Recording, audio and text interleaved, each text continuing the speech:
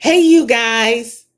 My name's Nettie Nonstop, and welcome. Welcome to my first live broadcast with regards to the news. And today is Thursday, March 24th. And I thought, how fitting. Since I'm going to talk about the news, one of the biggest uh, news stories that will be happening today is the State of the Union. That's right. The State of the Union is happening today, later today, March 7th. And, that is a curious title, right? The State of the Union. I think that it should embody where we are and where we're going. And depending upon how you see things, you may think things are going in a great direction or a not so great direction.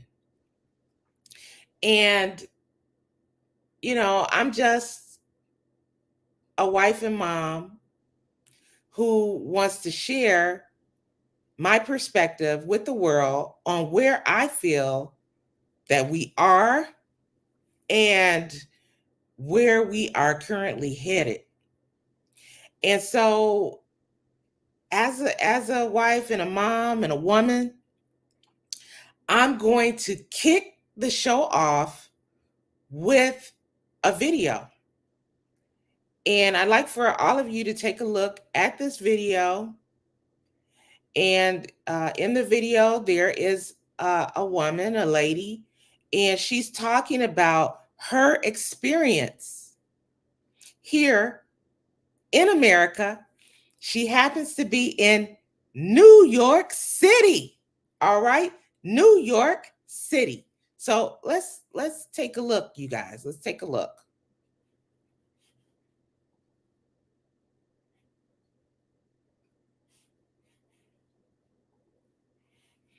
Bear with me a second. I'm new to this, so I'm still learning. Okay, well we gonna get it crack-a-lacking. Those judges don't ride the subway. They don't know what's going on. So they have their private car and their driver. So they don't care. They release the criminal. Some of them need help, but the system failed them. But we as riders, we have places to go. We pay taxes. We shouldn't be feeling that way. What's the craziest thing you've seen on the subway? Naked people running, people pass out. They don't know if they're alive. People stabbing people. It's crazy. You've seen people stabbing people on the subway? No, I see people running, but they said stabbing, and I just went. Okay, so folks, you heard this lady. She's talking about her experience in New York on the subway, and it doesn't sound like a pleasant one. She's talking about people, not being clothed, running around, people committing crime. And, you can see it in her face. She does not feel safe. She does not feel safe. And then, furthermore, she goes on to talk about the judges in New York. And basically, I think she's insinuating that what they're doing in terms of letting people out onto the street is not really impacting them.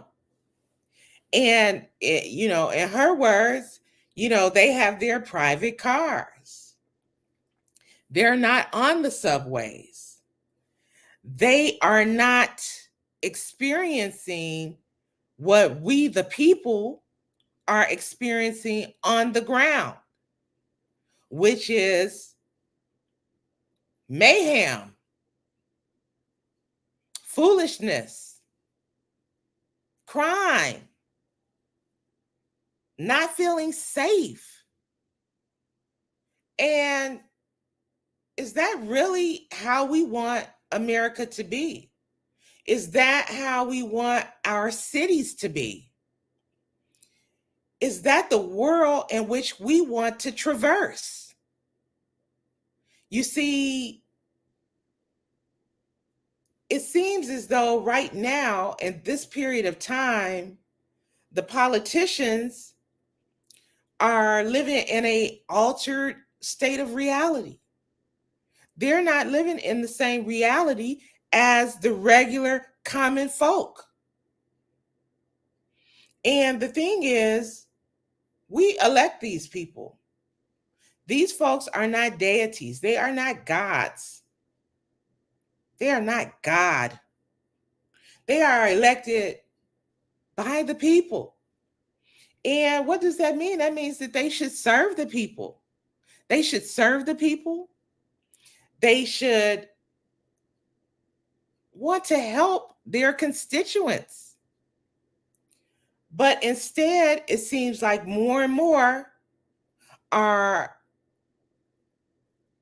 on the side of the criminal, on the side of the people committing illegal acts, illicit acts, as this woman says people are running on the train with no clothes on.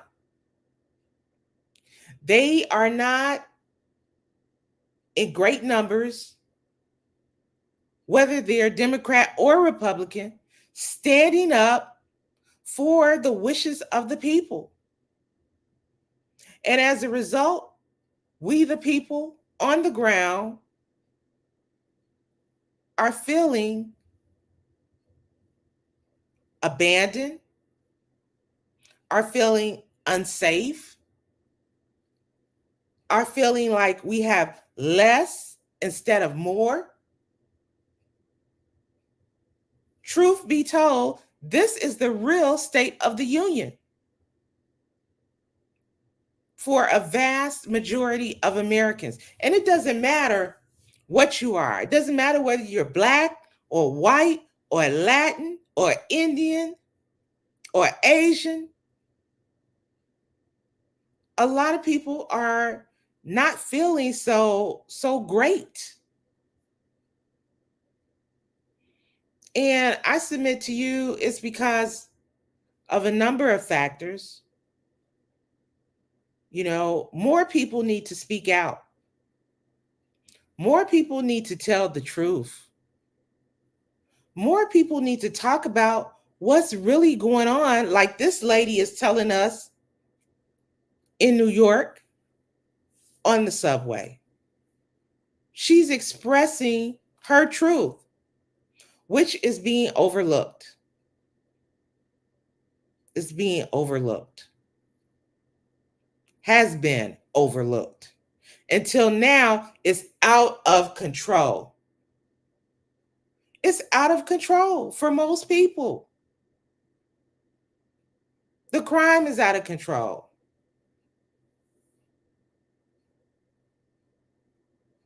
The inflation is out of control. And I definitely can speak to that as a mom going to the grocery store. For those of you who still do, then you recognize that the prices are 3 times what they used to be.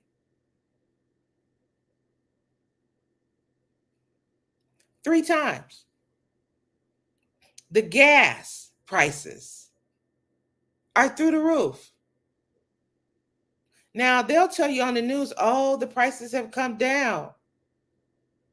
But prior to this current administration, for example, gas here where I am was around $2. Now gas is about $3.59. You do the math for yourself. That's a big chunk. That's a big increase. But people news media, they will lie to us. They will poo-poo us. They will tell us everything is okay. Oh, just eat cereal all day and you can survive. Right? How dare they? Now, I want to take you to another clip. So bear with me because I'm new to using this. All right? But I'm going to bring another clip you guys' way. Very interesting. And what it does is it speaks to our politicians and how they are oblivious.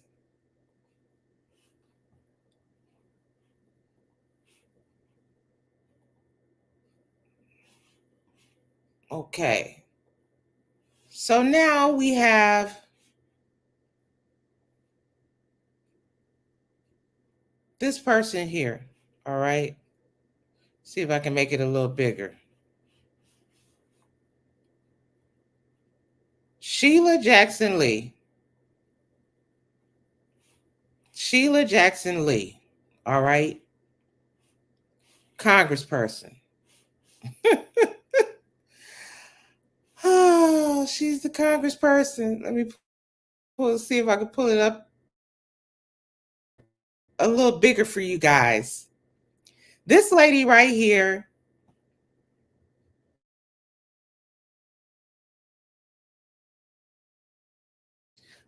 I'm not sure why. We'll stop it with that. But she is the congressperson in Houston, right? She's a congresswoman in Houston.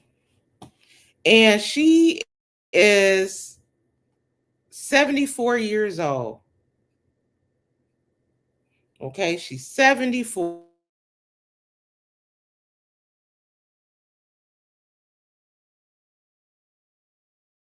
A bit of technical difficulty. And I'm not sure if you guys can still see me. All right. But we're going to get it together. We're going to get it together here. I hope you guys can still see me. All right. Hello. So yeah, I'm trying to pull this up. Bear with me for a second because I want you guys to see this next thing that I want to talk about with regards to the state of our union. All right. State of our union. Here we go. Okay. On the screen, I have Sheila Jackson Lee. Sheila Jackson Lee, right? And she's a congresswoman in the state of Texas in Houston. She's 74 years old. And she's been in office many years. And what I do is that she's proud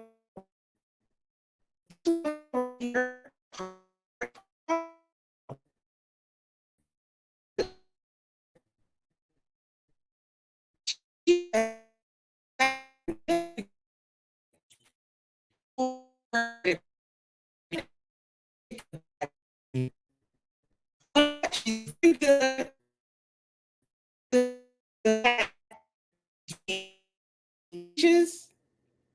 and rhetoric around race. And what that does is rouse people up. There are trigger words. And if you use them and you use them enough,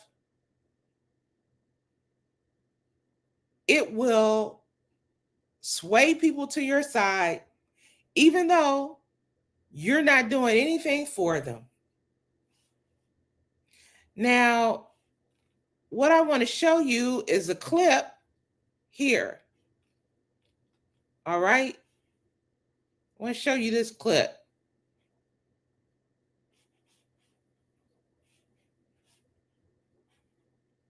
But I'm standing here today with Karen Day, who's a wonderfully committed member of Planned Parenthood and a nurse practitioner. She's working in the great state of California. But I'm standing here to make a very pronounced statement. We're not going back. I've lived through the horrors of the impact of the attack on Roe v. Wade. I sat in the Judiciary Committee where the Republicans defined a medical procedure as partial birth abortion. And we fought. We had mothers come in who talked about the horrors of not being able to get a medical procedure when they knew that their condition that they had would not allow them to have a birth. But they were attacked. Now, today, we are having those who need reproductive rights and fertility rights are being attacked as well. And so, my message to this brave nurse practitioner in Planned Parenthood, who I've worked with, we will find the legislative pathway and we'll work with the President of the United States to ensure that the rights of women get restored. We will not tolerate the abuse of our bodies and the abuse of our persons. I'm honored to have Karen James. Everyone must have the freedom and power to make their own decisions. And we will continue to work with her, and I will be calling on her to stand by us in our fight. So, folks, you heard Sheila Jackson Lee, congressperson in Texas. And right now, when our nation is under great strain from illegal acts that are being perpetrated by our government in terms of our southern and northern borders being wide open, and all this woman can talk about is unaliving babies in the womb. And in her particular case, unaliving Black babies in the womb. It's sickening. It's heartless. It is wackadoodle land. There are so many people right now, who are having trouble eating. And I'm not talking about the people who completed illegal acts to get across the borders. I'm talking about American citizens. I'm talking about veterans.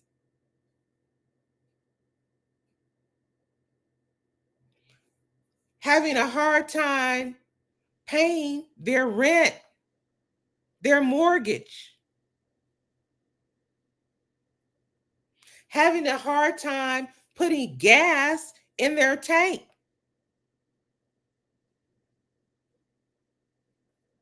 Having a hard time with banks charging them overdraft fees. Living from paycheck to paycheck. And the best that she can come up with to talk about is unaliving babies in the womb. It's sickening. We have a crisis in this country that I'm sure you're not going to hear about on tonight's State of the Union. I want to show you guys another story. Okay? Another story. So bear with me for a second while I pull it up.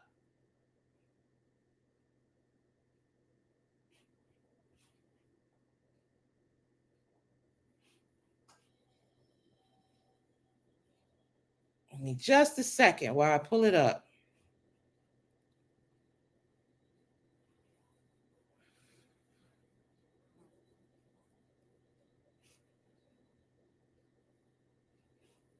All right. So you saw the clip that I played earlier with the lady riding the subway in New York. So today, in the wake of these latest attacks, I'm unveiling a 5-point plan to rid our subways of people who commit crimes and to protect all New Yorkers, whether you're a commuter or a transit worker. Point 1, I'm redeploying nearly 1,000 members of the New York State Police, MTA Police, and MTA National Guard to conduct bag checks in the city's busiest transit stations. So we'll be having 750 members of the New York National Guard, as well as another 250 personnel from state and MTA police. You'll start seeing them at the tables, making sure that weapons are not being brought in, working in concert with our New York State Police, as well as our NYPD. Basically, if you assault someone on the subways, you won't be on the subways. And a judge will now have the power to make sure that for at least 3 years, they'll have the ability to keep you off the subways. Point 3, we're strengthening the cooperation between the police who patrol the subways and the district attorneys who prosecute the crimes. This is something that came up at our meetings. The district attorneys need to know the full body of evidence that's out there with respect to these recidivists and repeat offenders, something that the mayor and I understand. Point 4 is about protecting our transit workers. If a camera had been positioned on Alton Scott's conductor cabin last Thursday, we probably would have already apprehended the person who slashed his neck. And I think that's an essential deterrent. If someone who's going to do harm to someone else knows that is being recorded, that there's cameras watching them, they might just think twice about it. But also, if they go forth with committing a crime, we'll have the evidence to make sure they don't do it again. Point 5 is we're expanding the joint MTA and New York City run pilot program. It's called SCOUT. You may have heard of it. It stands for Subway Co-Response Outreach Teams. Now, these are led by mental health clinicians, but here's the difference between them and the SOS teams that I've talked about. These teams are also backed up by the police. They have police officers along for backup, and they only deal with individuals having the most severe mental health crises, those that our SOS mental health teams cannot safely approach without police support. Okay. So you heard Governor Hochul in New York basically saying that the New York City subway is out of control. That's the way I read it. Crime is rampant. It's time to put up the Batman signal. Okay, Batman, come help. Now they're going to have a militarized presence on the New York subway. A few thoughts about that. Just a few years ago, everyone on one side of the aisle was talking about defund the police. Get rid of the police. We don't need the police. Police brutality, etc., etc., etc. And then crime has gone off the charts, folks. It's off the charts. It's bad.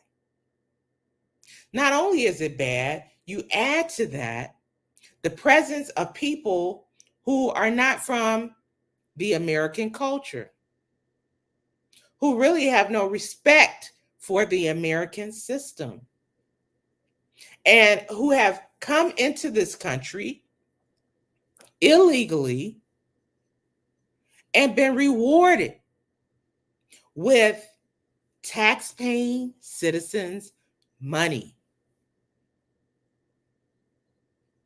And so they're committing crimes. You got American citizens committing crimes. And New York is off the charts.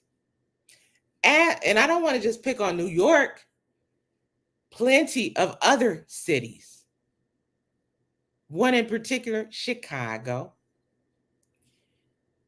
Now they've had to call in 750 New York National Guard. Let me ask you guys a question. I hear that New York is a huge city with a huge subway. Do you think 1,000 personnel, including 750 New York National Guard, is going to do the trick? Then she says, if you commit crime, you're going to be banned off the subways for 3 years. How are they going to enforce that? What are you going to have to do? Show a badge to get on the subway? Not only pay a fare, but show a badge? How are they going to enforce that? That would be my question. And two, why did you let it get so bad?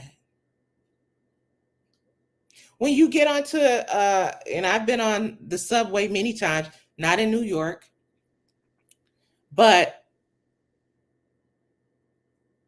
how will you feel seeing the military, the National Guard on the subway? It's telling you something is seriously wrong in this country. Now, I'm not saying that they don't need it at this point, but that's a heck of a scene. That's a heck of a scene, folks. Where are we going as a nation? Let me see what else I can show you guys. Bear with me because I'm new to using this software, okay? But I'm going to do my best. I'm going to do my best here to bring up the next item, okay? Let's see if it's what I want to bring up. Okay. Just bear with me.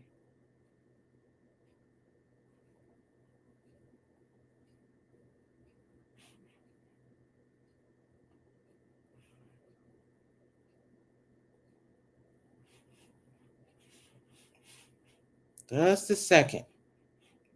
We're going to get it together here. One day I'll be a pro. I'm not yet, but I'll be a pro one day, okay?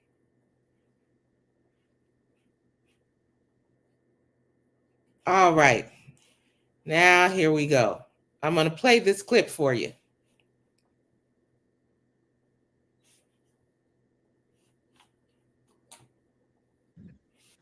Es el presidente y la vicepresidenta de los Estados Unidos. Pero entonces ya lo traigo aquí para que me dejen entrar. Es el presidente y la vicepresidenta de los Estados Unidos. Pero entonces ya lo traigo aquí para que me dejen entrar. Okay, folks. As we talk about the State of the Union 2024, I just want you to zoom in here. You see the clip that I just played, and it is of someone coming in through, I surmise, the southern border, although the northern border is wide open too. And they have a Biden-Harris shirt on. Let's let that sink in for a second, folks. This person is happy, they're excited, they're elated to come into the United States of America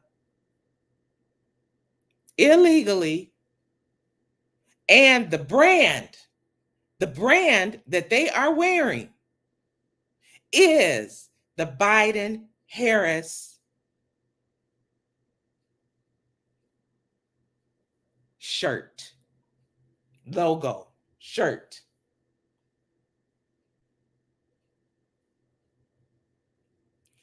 That is one heck of a scene right there. The migrant crisis is out of control. The sanctuary cities are crying a river about how they cannot afford to sustain taking care of the migrants. But here we have a migrant coming over, smiling. You see him, happy. And he is wearing the brand of Biden Harris. How does that make you feel?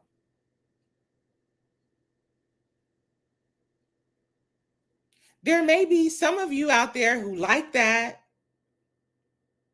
but I can tell you, as a person who has traveled overseas legally to go into other countries, you have to show your passport. Your demeanor better be correct when you're going into that country, or you could be stopped, not allowed in. While you're there, you better not commit any crimes. Yet here, our country has open arms for people who are unvetted.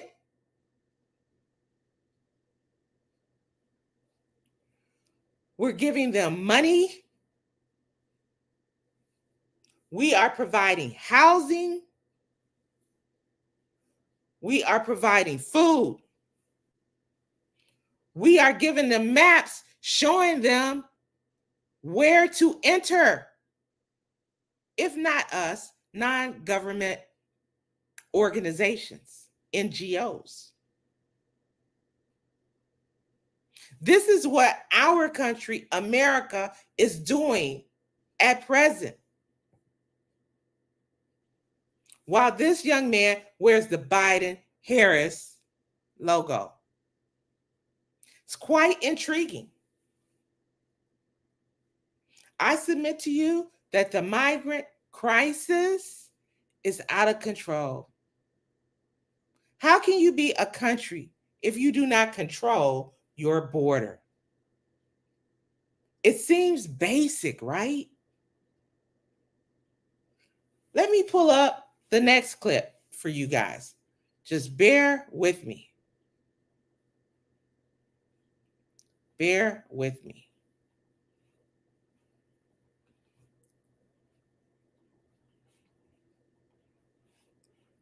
Now, you just saw the person with the Biden-Harris logo on, right?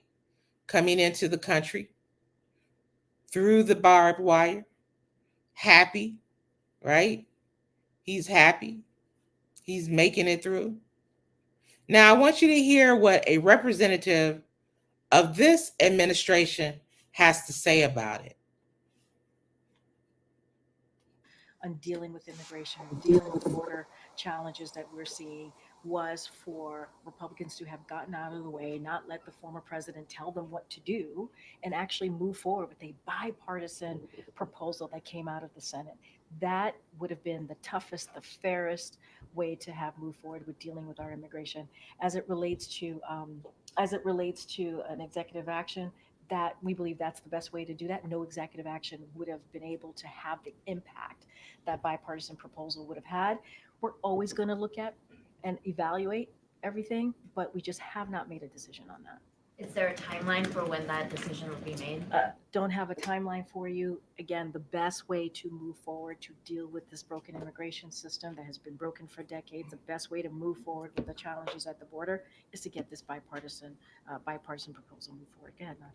The bottom line is the best way to have moved forward on dealing with immigration, dealing with the border challenges that we're seeing, was for Republicans to have gotten out of the way, not let the former president tell them what to do, and actually move forward with a bipartisan proposal that came out of the Senate.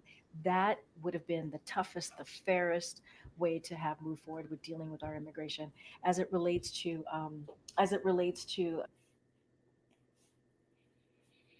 Whew, okay, folks. So you just heard the White House press secretary, Karine Jean-Pierre, say that the best way, basically, to fix our broken immigration system is a bipartisan proposal. I'm sorry, I can't help but laugh. This woman is laughable. And for me, it's not enough Black women in particular calling her out. She is a joke. She is a farce. She is a talking head that reads the talking points that I hope that she doesn't even believe. But I really don't know. This woman gets up there and she lies and lies and lies. She does not have the best interest of America at heart. I don't know exactly whose interests she's looking out for, but I can tell you it ain't America. And specifically, it is not Black America or America in general. You're telling me that there is nothing that Biden could have done up until this point about the out of control, illegal immigration going on at the border? There's nothing he could have done?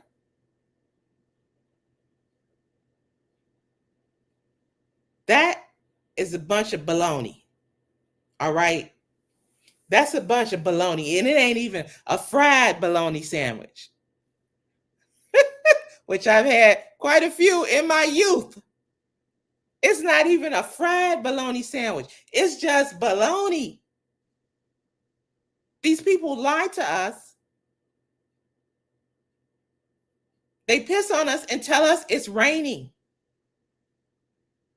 And it's time for more and more people to start calling them out, to start telling them that these are lies and we don't believe it and we're not going to take it anymore. Blatant lies. Now, let's go on to our next clip.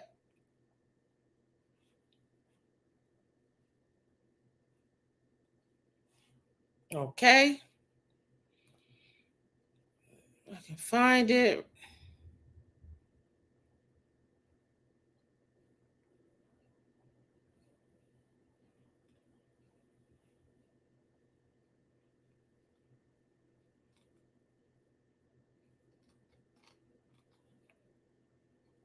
Give me a second, you guys. All right.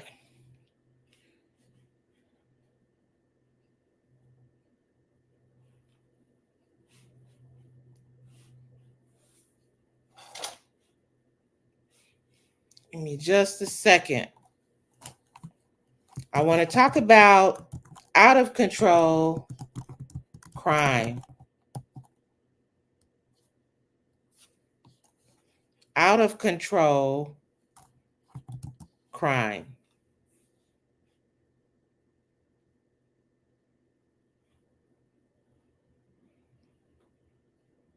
And we're going to get it going here. Okay, so This is about a city that I know very well. It's actually my hometown, okay? And before I play the clip, yes, Chicago is my hometown, and crime is off the charts there. People are afraid. People are afraid to go in their garages. People are afraid to go in their houses, to be outside their houses. It's bad.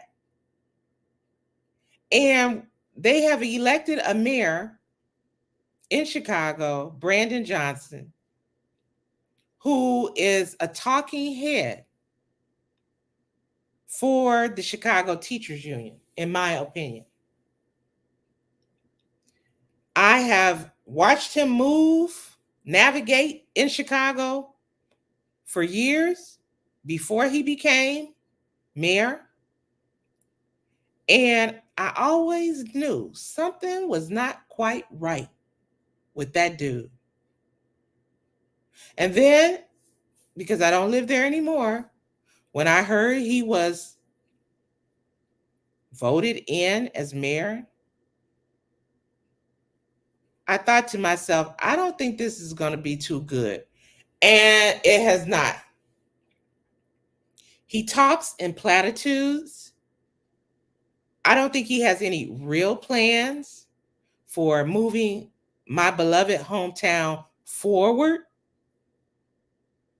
I think he is working with the powers that be to move it further and further behind. Crime is off the charts there. And let's just got a fly in here. Let's just take a look at this clip.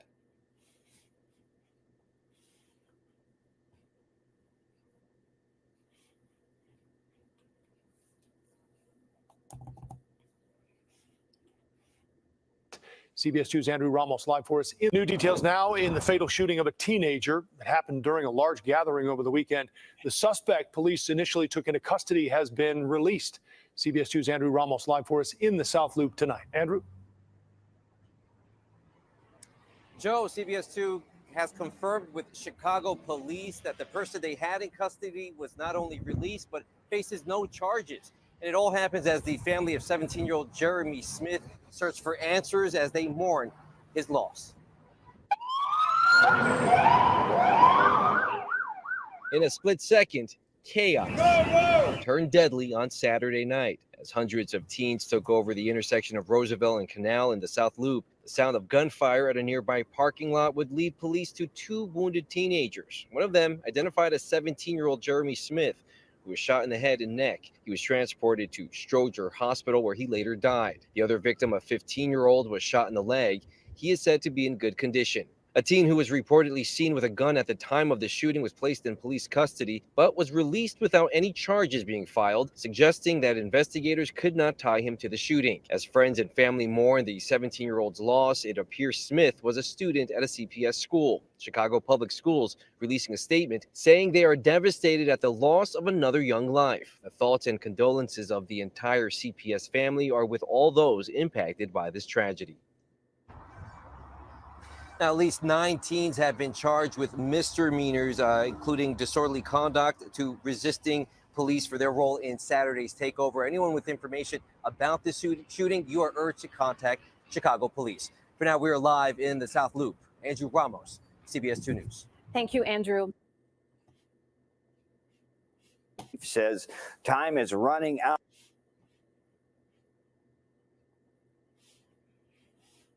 So here we go.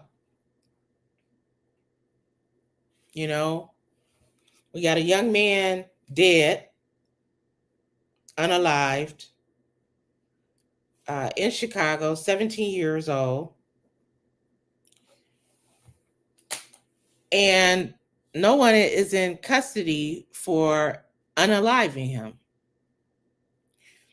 I can tell you that this happens all too often in Chicago. And the other thing is, that the kids are out of control. And parents have a lot to do with this. So instead of talking about parenting, about maybe putting together some parenting classes, Brandon Johnson will get up and he will say, don't demonize the kids. These are just large gatherings of the children. Racism. They always throw the word racism in. I'm telling y'all, I have never heard the word racism so much in my entire life. Racism. So you throw that in there, and then you never really address the root causes of the issue. And now we have teens just taking over the streets, drag racing in the streets in places that they never used to do this in Chicago. And the politicians, again, they're down with this. They don't care. Like the lady in the first clip I showed you, she said the judges, they don't ride the subway. They got private drivers. It's almost like Marie Antoinette saying, let them eat cake. That's where we are. That's the state of our union. All right. I'm going to see if I can bring up another clip for you guys to check out, because we're at a crisis point. Our border has been taken over. It's overtaken. Let me correct myself. The border is overtaken. We have politicians that don't really care. Okay, they don't really care. And all the rest of us are we're just trying to cope. We're just trying to cope in all of this. But you will have people get up and tell us that everything's all right. They will tell us that everything's okay. They will tell us that nothing is wrong. They will tell us they need a bipartisan proposal for Biden to do something at the border. This is what they will tell you. They will tell you that to use the phrase, make America great again, is a racist phrase. Like the word great is something wrong with it. Like we should be ashamed to want our country to be great. What's the opposite? Do you want your children to live in a country that's bad? Is that the state of the union in 2024? We want our children to live in a country that's bad. It's a sickness that is coming across America, right? A sickness, a pervasive sickness. And not enough people, not enough citizens are telling the truth. And really, that is what it's going to take. It's going to take more people to stand up and say, something is seriously wrong here. All right. So I got another clip that I'm going to show you guys what I'm talking about. This is from the current commander-in-chief, Joe Joseph Robinette Biden. All right. This is from him. This is what he says he can do and can't do. All right. I'm going to make this bigger for you, and I want you to listen intently. Border. I don't have the authority to do that. Why are you waiting to take executive action on the border? Because we need more forces on the border. I don't have the authority to do that. Why are you waiting to take executive action on the border? Because we need more forces on the border. I don't have the authority to do that.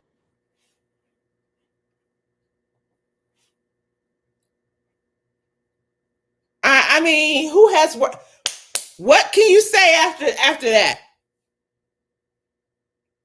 This dude, who is the president of the United States of America, this man who is the leader of the free world, he says he does not have the authority to really do something at the border, to take action at the border. Now, how does that jive with even the New York governor bringing in the National Guard to the subway? So you're telling me that the governor of New York has authority to bring in National Guard to the subway, albeit very late in the game. Joe Biden, the leader of the free world, he can't do anything about the border. He can't. Give me a break. Give me a break. It's a lie. It's a damn lie.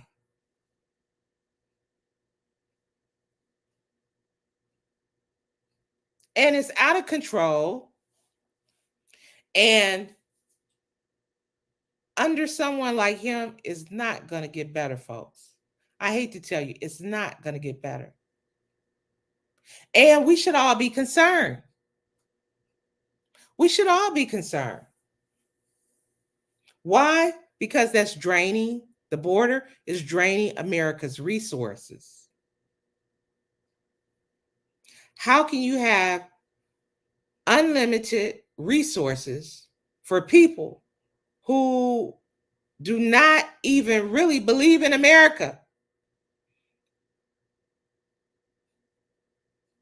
who are not American citizens, who have not fought in one war for America, have not contributed anything to America? How, oh, how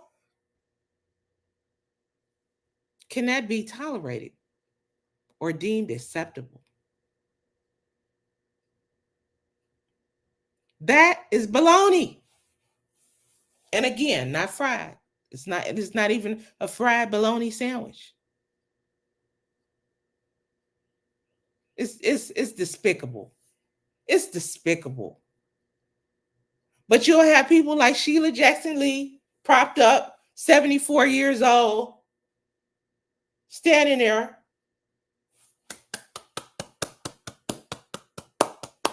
Mr. President, oh, he's so great. Oh, it's one big lie. That's what it is. One big lie. But you have Sheila Jackson. Oh, Mr. President, you're so great. Oh, you're so great. You do it. When her people are going to be the main ones displaced,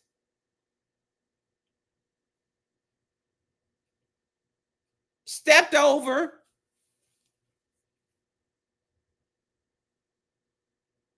and treated as though they're not even citizens when they are born here and have no other country to go to. It's sickening. Sickening. Now, Whew, you guys. The State of the Union. This is the State of the Union 2024 with Nettie nonstop, okay? This is the State of the Union. And we're going to pull up another clip and see what we can come across here. All right. And bear with me. I'm still learning how to navigate this, you know. But I think we're doing a great job. A great job.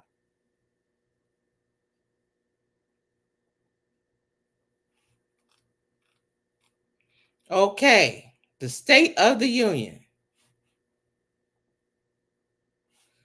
Now, you guys, I want y'all to look at this headline. Okay? Let me go to it. And I'll just read it for you. This is from September 6th of 2023. Not all that long ago. Chicago police call for backup when migrants revolt upon seeing one of their own arrested outside the 12th District Station. Did y'all hear what I said? The migrants revolted against the police. Because in Chicago, they had the migrants inside the police station, which to me, you know, I'm not law enforcement, but that seems like a security breach. All right, that seems like a security breach. Our police are for us, the taxpaying citizens. They should be able to move and go, you know, freely. They should not have anybody up in that police station that's not supposed to be there. It's a deterrent for people wanting to go into the police station and do, you know, the daily activities of life in a big city, like file a police report, get police help. But no, we've got migrants living in a police station. Hello, somebody. State of the Union 2024.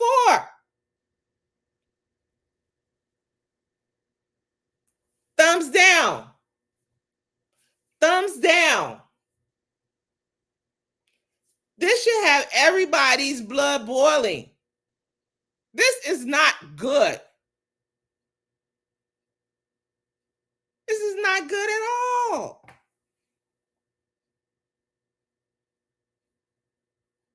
So not only are the police having to deal with regular criminals, they also have to deal with these people who are unvetted inside of the station.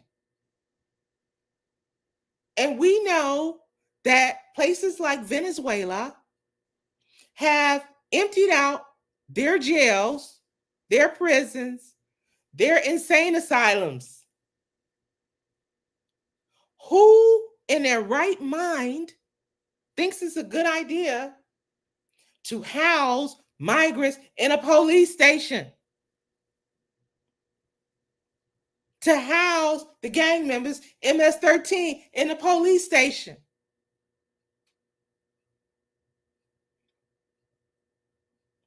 You know, some of you have gotten so caught up in the rhetoric of, I'm trying to say a correct word on here, a firearm.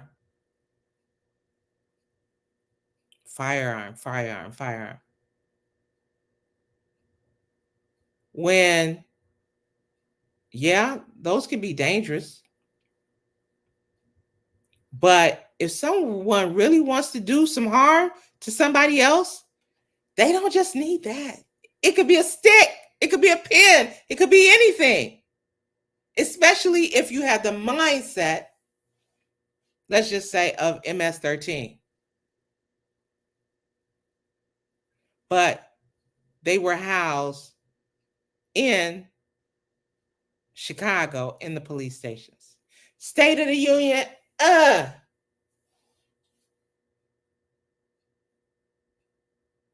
But again, we'll have, and I'm only speaking about them because they Black like me. You'll have Maxine Waters. Oh, Mr. President, Mr. President. Oh. Sheila Jackson Lee. Oh.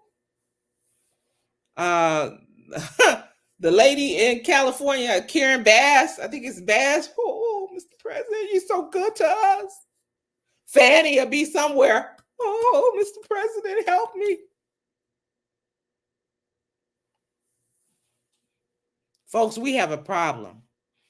The state of the union right now is abysmal. And if we continue like this, baby, bye. It does not look good. I'm just being honest with you. Let's see what my next clip will be, because we're really dealing with something here, folks. We are really dealing with something. And more and more and more people have to speak up. You know, and I know it's hard, but we have to tell the truth. We just have to tell the truth. And not enough people are telling the truth right now. Not enough. They sure aren't. I'm just being honest with you. Not enough are saying what is really, really going on. And I don't know about y'all, but I'm tired of it. I'm tired of it. I want an America that will be great for one day grandchildren. I want an America that they can feel comfortable in, that they can feel safe in, that they can feel like they have the ability to do whatever. And I feel like right now that is becoming more and more limited. It's becoming more and more limited. And it's truly like we're in wackadoodle land. Seriously. It's like we're in wackadoodle land. Now, I just want you guys to hear this clip. This comes from the Fani Willis trial, I guess you could say. Ashley Merchant, attorney Ashley Merchant, is talking about Fannie's office and how they conducted business. All right. And the connection with the current White House. I'm going to pull that up. I want you to just hear it, because, you know, is it just me, or is all this stuff a coincidence? Are there coincidences? I don't know. Well, we're gonna. And they track you. And I mean, that makes sense. They don't want anybody, lingering in the White House.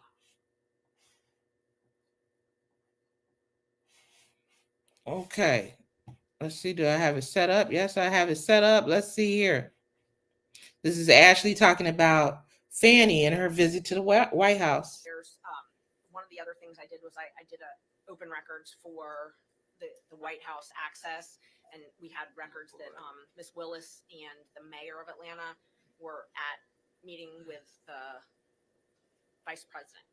Okay, and so this is the access history. How does that work? The White House keeps records of anybody that comes in and has any kind of official meeting for sure. Yes, and my understanding is it's highly regulated who can access the White House, and so you have to apply in person or apply ahead of time, and then they give you a time when you make the appointment, and they give you a time when you're allowed to be in and when you have to be out by, and they track you. And I mean that makes sense. They don't want anybody lingering in the White House, but they keep that, and so they're called WAVE records, I believe is what they're called, and I'm not sure what that's an acronym for, but they're publicly available. They're open records. And this record that's shown on the screen shows Fani Willis was a visitor with V. POTUS. I presume that's Vice President of the United States. Yes, it was. And what was the date of that back in, was that February sometime of 23? February 28, 2023. Is that before the indictment? Yes. Okay. Any further explanation of why Ms. Willis was meeting with the Vice President of the United States? No. I know Dexter Bonds, and I believe that's the same one that I think it's Dixon, the mayor of Atlanta was also there. Okay. We're going to take a short break. We've been going at this for a while. Let's take a somewhere between 5 and 10 minute recess, and we'll be back. Okay, let's just go back to this for a second. V. POTUS, I presume that's POTUS was a visitor with V. POTUS. I presume that's Vice President of the United States. Yes, it was. And what was the date of that back in, was that February sometime of 23? February 28, 2023. Is that before the indictment? Yes. Okay. Any further?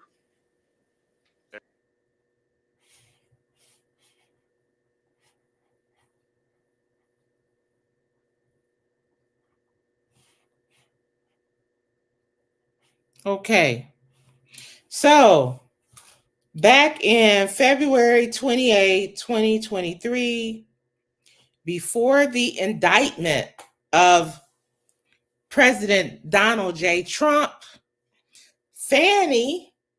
Frumpy Fanny, took herself to the White House to meet with Kamala Harris, Vice President.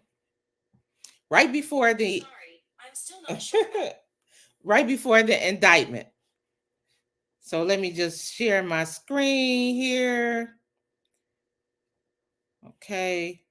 And I really want to talk about this. I want to get into Fanny. All right. I want to get into Fanny. This lady. Woo! Frumpy Fanny the Terrible.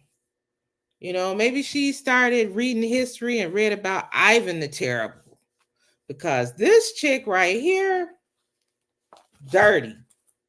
When we talk about our State of the Union, we cannot leave politicians, elected officials like her out. All right? They are helping to make our country not so great. Fanny is the epitome of corruption, in my opinion. She misused taxpayer funds. She, when she was elected, she went and she asked for a budget increase, you guys, and the budget increase was supposed to be to help and to deal with the backlog in Atlanta, the backlog of homicide cases. That is what her budget increase was for. What did she do with that money, you guys?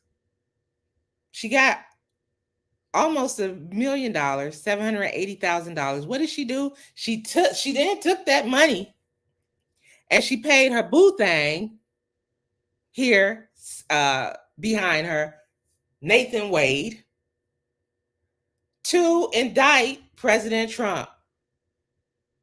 Now, I don't live in Atlanta, but if I lived in Atlanta, I would be upset. I would be upset. Somebody's mom, son, sister, etc., has been unalived, and the district attorney has cases that they need to get through to deal with this, the homicides. And she just says, forget that. I'm not spending the money on that. I have ambition. I want to be the Attorney General of the United States of America, et cetera, et cetera. So she basically said, according to attorney Ashley Merchant, that she could spend that budget however she wanted, which is untrue. There's a little saying, absolute power corrupts absolutely. And indeed, in this case, I think it did. She paid Nathan Wade $250 an hour when the norm, according to attorney Ashley Merchant, is $40 an hour. $250 versus $40 an hour. There's no apparent evidence that Fannie scrutinized any of Wade's invoices. They lied about when they started hooking up. These people have been together, from what Ashley Merchant could piece together, since about 2019.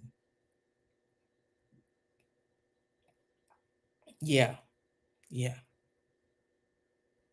Very interesting. Wade's bills or invoices to Fulton County were not detailed at all.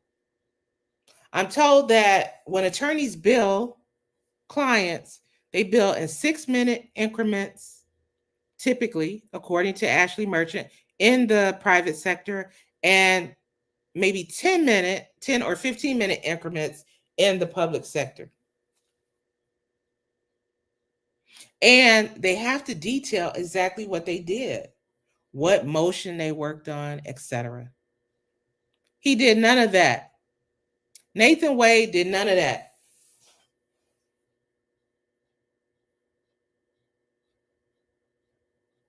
And Fannie, Frumpy Fannie, got herself on the witness stand and just talked about cash, cash, cash, whoa. Cash, cash, cash, whoa. I mean, that should really be her song, baby. Cash, cash, cash, whoa. She talked about utilizing money from her campaign finances, which I'm told is a no-no by people who have run for office. There were people way more qualified than Nathan Wade. Nathan Wade has never even prosecuted a felony case, but you're telling me he's going to head up a RICO trial against a former president of the United States of America? Huh? Baloney. And not even a fried bologna sandwich.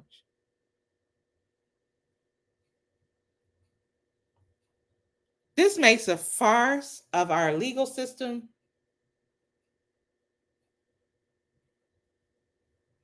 It makes it seem like we're not a very serious nation. When you have people like this in charge, unchecked power.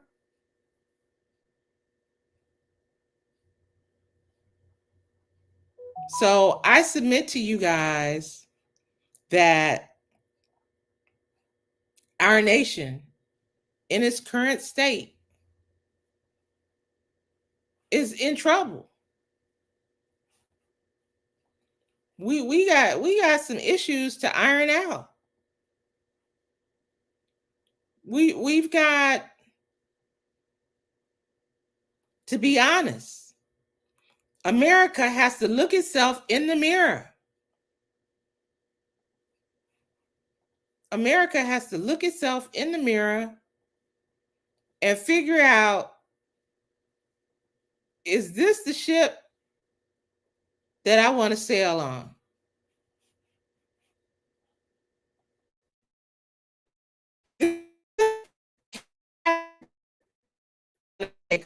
stick.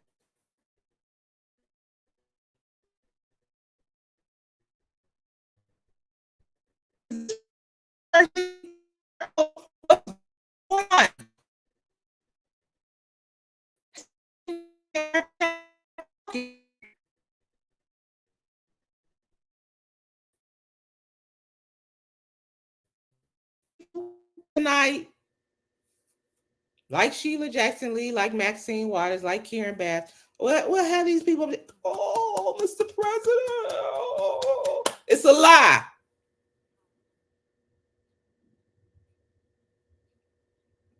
Inflation's off the charts. We got illegal border crossings off the charts, both southern and northern borders.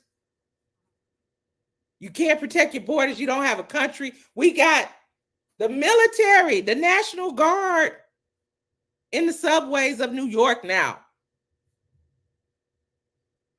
We got teenagers taking over the downtown areas in Chicago. Shootings. People being unalived.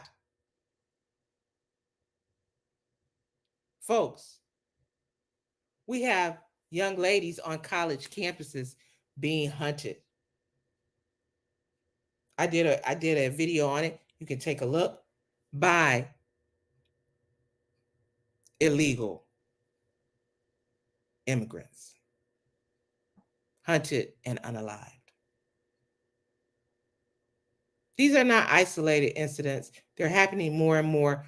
The mainstream media is not reporting it. And then we have people like a Karine Jean-Pierre, like a Joy Reid,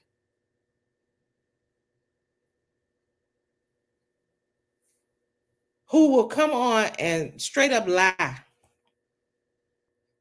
And then throw in the words, racism, racism, racism, to get people riled up. Look at your pocketbooks. Look in your wallets. And you tell me if you're better off today than you were 4 years ago.